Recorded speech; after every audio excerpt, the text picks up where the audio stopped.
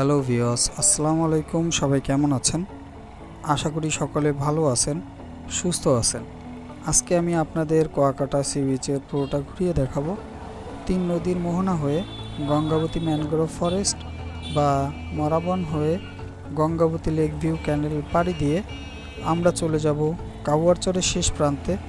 আজকের সারাটা দিন আমরা কুয়াকাটা সি বিচে ঘোরাঘুরি করব এবং রোমাঞ্চকর কিছু মুহূর্তের সাক্ষী হব। আশা করি পুরো ভিডিওটা জুড়ে আপনারা আমার সাথেই থাকবেন আর আমার সাথে উপভোগ করবেন কুয়াকাটা সি বিচের পুরোটা সৌন্দর্য। সো হাই ভিউয়ার্স, আসসালামু আলাইকুম। This is Ariful and this is my channel MAN blog. Intro দিতে দিতে আমি চলে আসলাম সাগরকন্যা কুয়াকাটা সি বিচে। কুয়াকাটা সি বিচটা এতটা সুন্দর লাগতেছে যা আমি কোনোভাবেই আপনাদের ভাষায় প্রকাশ করতে পারবো না। কুয়াকাটা সি বিচে এখন রোদের প্রখরতা অনেক বেশি, তার মধ্যেও এখানে অনেক দর্শনার্থীদের ভিড় দেখা যাইতেছে। অনেকেই ঘোরাফেরা করতে এসেছে, আবার অনেকেই গোসল করতে এসেছে। তাছাড়াও এখানে অনেক স্কুল কলেজের শিক্ষার্থীরা এই সাগরকন্যা কুয়াকাটায় শিক্ষা সফরে এসেছে। সবাই এই কুয়াকাটা সি বিচের সৌন্দর্য উপভোগ করতে এসেছে। আমরা এখন প্রথমেই পশ্চিম বিচের দিকে যাব। ঝাউবনের পাশ দিয়ে তিন নদীর মোহনায় যাব। আর যেতে যেতে কুয়াকাটা সি বিচের এই নরম এবং ভেজা বালির উপর দিয়ে বাইক রাইড করার কিছু টিপস আপনাদের দিব। এই বালিময় সাগর পাড় দিয়ে বাইক রাইড করাটা এতটাও সহজ নয়।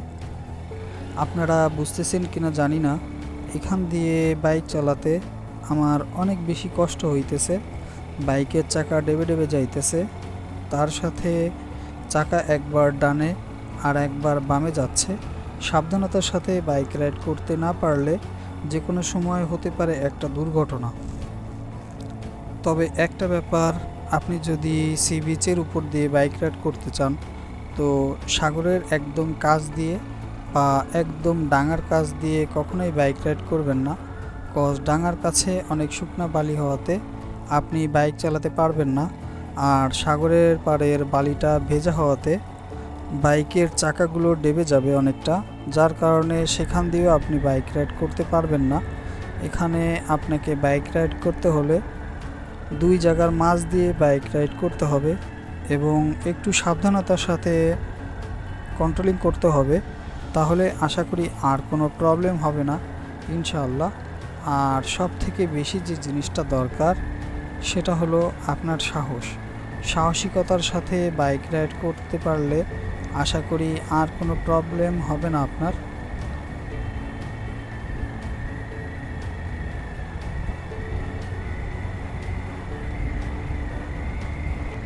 আমি তিন নদীর মোহনার কাছাকাছি চলে এসেছি। আমার ঠিক ডান পাশে ঝাউবন, আর ওই যে নৌকাগুলো দেখতে পারতেছেন, ওই নৌকাগুলোতে করেই আপনারা ফাতরাচরে যেতে পারবেন। ওই যে সামনে যে বনটা দেখতে পারতেছেন ওটাই ফাতরাচর। ফাতরাচরে যদি আপনারা যেতে চান তো এখান দিয়েই আপনাদের নৌকা ঠিক করতে হবে, আর একটু দামাদামি করে নেবেন, তা না হলে তারা অনেক বেশি ভাড়া আপনাদের থেকে নিতে পারে।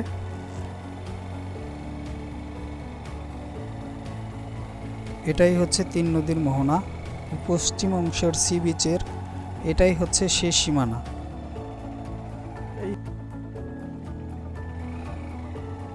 মূলত এইখানটাতে তিনটি নদী একটি স্থানে মিলিত হওয়ার কারণে এই জায়গাটির নামকরণ করা হয়েছে তিন নদীর মোহনা।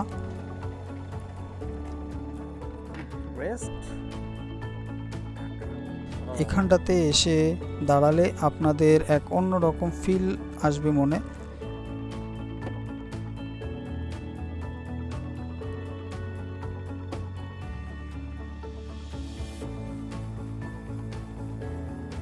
এখানে আপনারা আসার সময় অনেক লাল কাঁকড়া দেখতে পাবেন, যা আপনি তাদের কাছাকাছি আসলেই তারা খুব দ্রুত গতিতে গর্তের মধ্যে ঢুকে যাবে।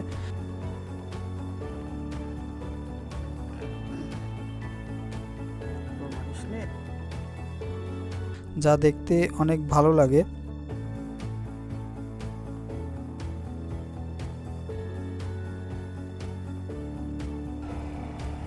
আমরা এখন যাইতেছি কুয়াকাটার মধ্যে আমার অনেক ভালো লাগার একটি জায়গা, গঙ্গাবতী ম্যানগ্রোভ ফরেস্ট বা মরাবনে। এখানটাতে প্রচুর পরিমাণে মরা গাছ থাকার কারণে এই জায়গাটার নাম রাখা হয়েছে মরাবন। এখান থেকে সামনের দিকের সি বিচটা বরাবর যত দূরে আপনার চোখ যাবে আপনি শুধু মরা গাছই দেখতে পাবেন। অনেক বড় বড় মরা গাছ এখানে রয়েছে। এখানে আসলেই আপনাদের শরীর ঝিমঝিম একটা অনুভূতি হবে। এখানটার পরিবেশ এতটাই সুন্দর যে আপনার মন কেড়ে নেবে। আমি শিওর এই সাগর পাড়ের মরা গাছ তার মাছ দিয়ে সাগরের ভিউটা আমার মনে হয় না আপনি অন্য কোথাও দেখতে পাবেন। তার সাথে এখানটাতে সবসময় শুনশান নীরবতা থাকে। তাছাড়াও এই গাছগুলো এমন হওয়ার কারণ কি জানেন? আমরা যেখানে পরিবেশ ধ্বংস করাই পাল্লা দিয়ে, সেখানে এই গাছগুলো আমাদের রক্ষা করার উদ্দেশ্যে নিজেদের জীবন দিয়ে দিয়েছে। এই দিকটাতে প্রায় অনেক বড় বড় ঝড় জলোচ্ছ্বাস হয়, ঘূর্ণিঝড় আসে, তখন এই গাছগুলোই বুক চিতিয়ে এসে ঝড়ের সামনে দাঁড়ায়, নিজেদের জীবন দিয়ে আমাদের রক্ষা করার চেষ্টা করে। আমফান, সিডার, নার্গিস এর মতো বড় বড় ঝড়গুলোর কথা আশা করি মনে আছে আপনাদের। তা এদের উপর দিয়েই গেছে, তার জন্যই আজ এই গাছগুলোর অবস্থা এমন হয়েছে।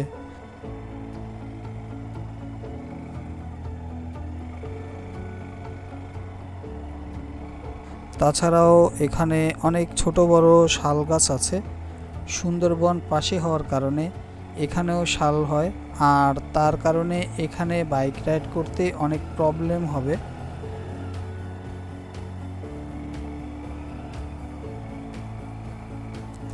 গঙ্গাবতী ম্যানগ্রোভ ফরেস্ট বা মরাবন থেকে মাত্র 5 মিনিট বাইক রাইড করলেই আপনারা এখানে আসতে পারবেন।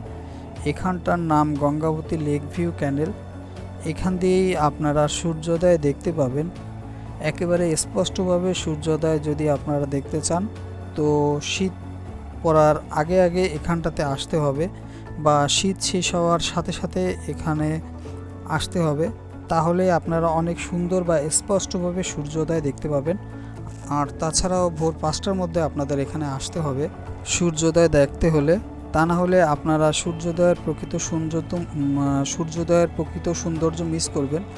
আর একটি বিষয়, এখানে আসতে গেলে আপনি 2টা উপায়ে এখানে আসতে পারবেন। প্রথমত বাইক, আর দ্বিতীয়টি অটো। আপনি বাইক অথবা অটোতে করে এখানে আসতে পারবেন।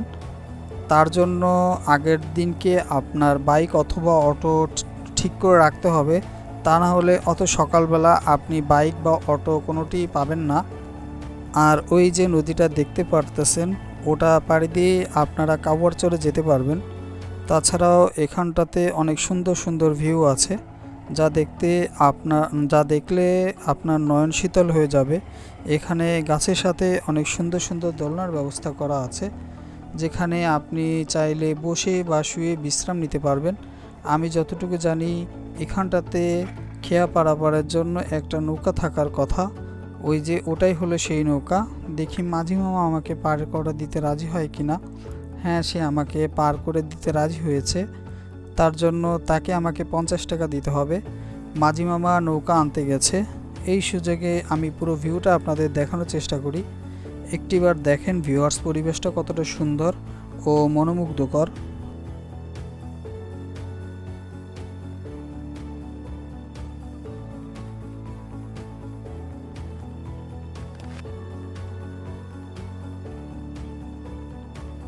নৌকাটা যেমন তেমন, বাট নৌকাতে ওঠার অনেক কষ্টসাধ্য ব্যাপার। ওঠার সিস্টেমটা একদমই ভালো না। অনেক কষ্ট করে নৌকাতে উঠলাম। অবশেষে নৌকাতে উঠেই মাঝি মামার কাছে জিজ্ঞাসা করেছিলাম, মামা ওপারে দেখার মতো কিছু আছে কি না। মাঝি মামা আমাকে এক কথায় উত্তর দেয়, ওপারে নাকি অনেক সুন্দর ভিউ আছে দেখার মতো, ঘুরে দেখার মতো অনেক সুন্দর সুন্দর দৃশ্য আছে, যা দেখতে অনেক ভালো লাগবে। আমিও যাই দেখি ওপারে কি অপেক্ষা করছে আমার জন্য। বাট আজকের ভিডিওটি যেহেতু অনেক বড় হয়ে গিয়েছে, আর তাই আজকের ভিডিওটি আর বড় করব না। কাওয়ারচরের ভিডিওটি পরবর্তী পর্বে নিয়ে আসবে ইনশাল্লাহ। সে পর্যন্ত আশা করি আপনারা সবাই আল্লাহর অশেষ রহমতে ভালো থাকবেন। আর আমার এই ভিডিওটি যদি আপনাদের ভালো লাগে, প্লিজ আমার চ্যানেলটি সাবস্ক্রাইব করে দিবেন।